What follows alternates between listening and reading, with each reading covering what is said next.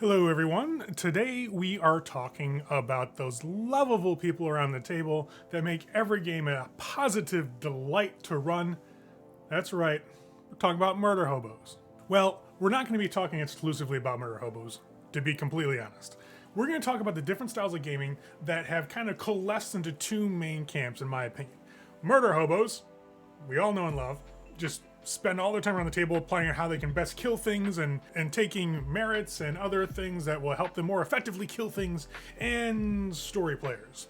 Story players who are there to engage in story and roleplay and, have an elaborate scheming game session where they plot and connive and just dig out every bit of story detail they possibly can from NPCs and players alike.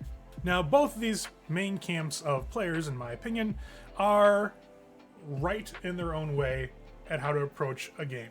That may sound a little weird, but both styles of play have incredible merits to them. Both can be incredibly satisfying around the table, and with the right group and right storyteller can lead for a highly entertaining and just an evening just packed with fun. That being said, there are some definitive differences between the two outside of the obvious. A lot of times when you have a story player, they're not so much concerned with stat bonuses or getting a good weapon or disciplines or powers or spheres or whatever the supernatural or non-normal power source is in your game. They're not too concerned with that. They're more involved with investigating story and following up on plot and doing roleplay experiences, and sometimes, especially in LARP, costuming and theatrics are more important than the game itself.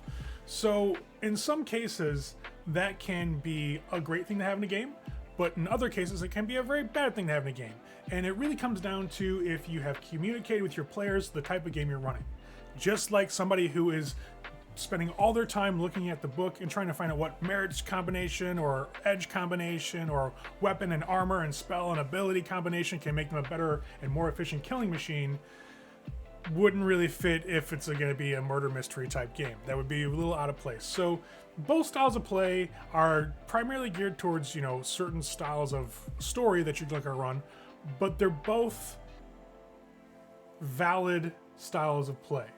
I gotta make an admission here. For the longest time when I played games, I was somewhere in the middle ground between all story and killing machine. I found a fun, happy medium where I like to have action-packed scenes sometimes, but I also like to get involved in roleplay and story and investigating plot and mysteries and things like that. So for me, I've actually done both sides of the coin. And I know a lot of people who have, but I also know some players feel more comfortable with one instead of the other. And that can be a situation that can make things a little weirder on the table if you have a mixed group of role players, as in rolling dice, and role players who love to be in character all the time and do really cool theatrical scenes. Now, both, like I said, are valid styles of play, and it really took a bit for me to open my eyes to that, where I always assumed that people who just wanted to play hack and slash and do stat, combinations to kill stuff would probably be better off playing a video game. Sometimes I still have that opinion, I will admit. However, one person that I roleplayed with in a live action game a couple years ago kind of said it to me like this.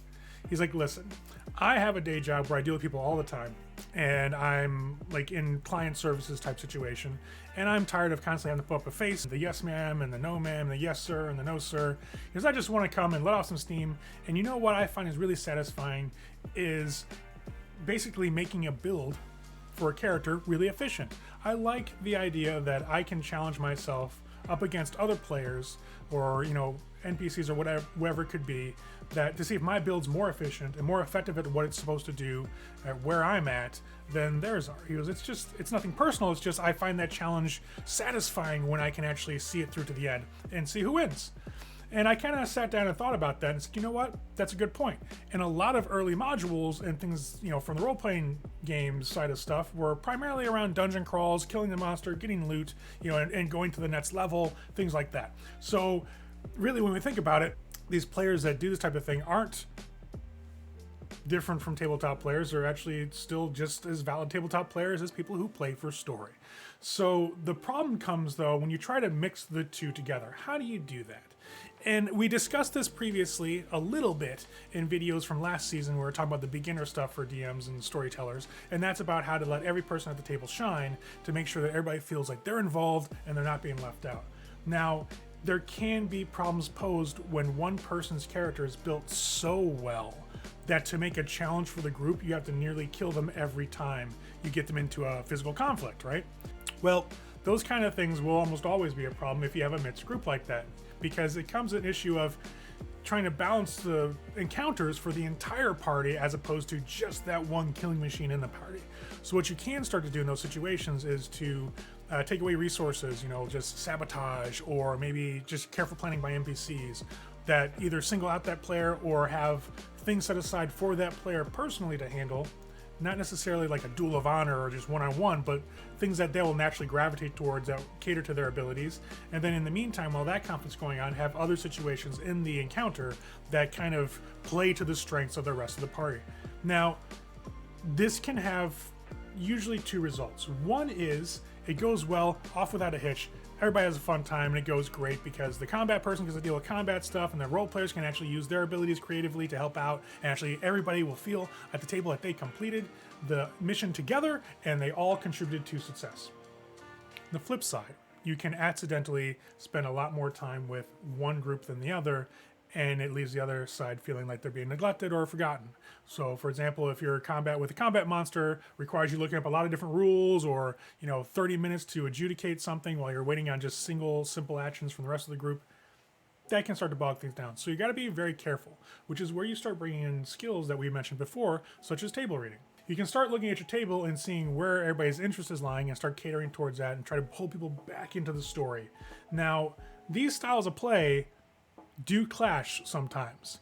Sometimes people who are playing more for role-playing and more for story may feel that the person who is playing just for combat or wants to beat stuff up is taken away from their experience.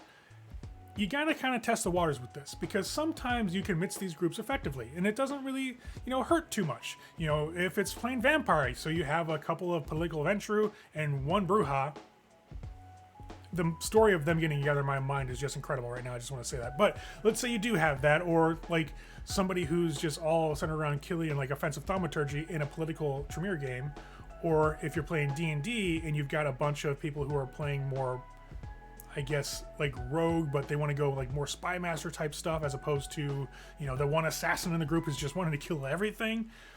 That can start raising tension, and you want to see how the group gels and how they feel about it. Or maybe, if all else fails, sit down and have a talk with the players. Like, hey guys, I know you built for this and you built for this.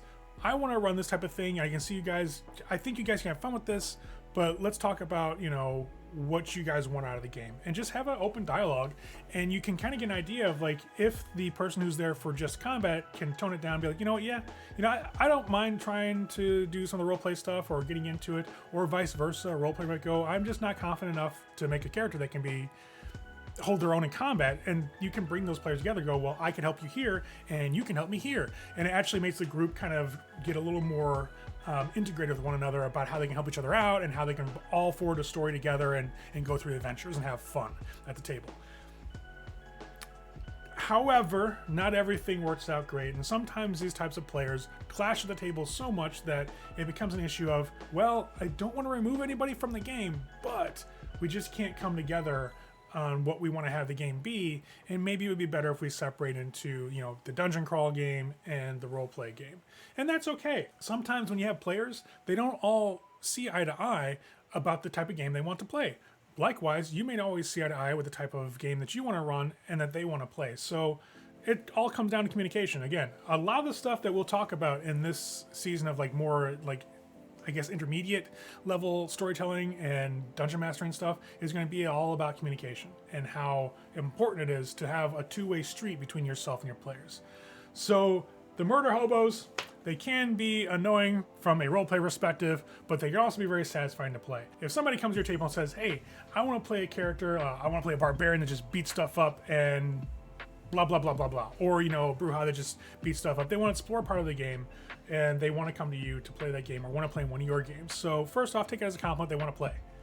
Second off, sit down and talk to them about the game you want to run, and find out if there's a way to incorporate that person's style of play and what they want to get out of a game into the story you want to run. Because, let's be honest, There are a lot of people who like the challenge of making a combat effective character and like playing it through. And there's definitely a thrill to beating up the bad guy and saving the day and like having that awesome dramatic combat scene that just wins everything in the end for the party. Those are a lot of fun.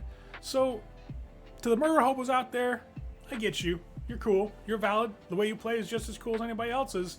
It's just not for everybody's game. And for the role players out there, I get you. You're cool. You're valid. It's just not everybody plays that same way. So try to, on both sides, be open to the experience of playing with a new style of play with people that you either do know or are coming into a group for the first time. But be open to these styles of play. Both are just as valid as one another. Both bring satisfaction to the people who want to play them. So as easy as it can be to downplay, the people who are just murder hobos and just want to kill and roll bodies for loot all the time, you know what? They're playing the game to have fun, just like everybody else is playing to have fun. They just have a different venue that they enjoy more than others.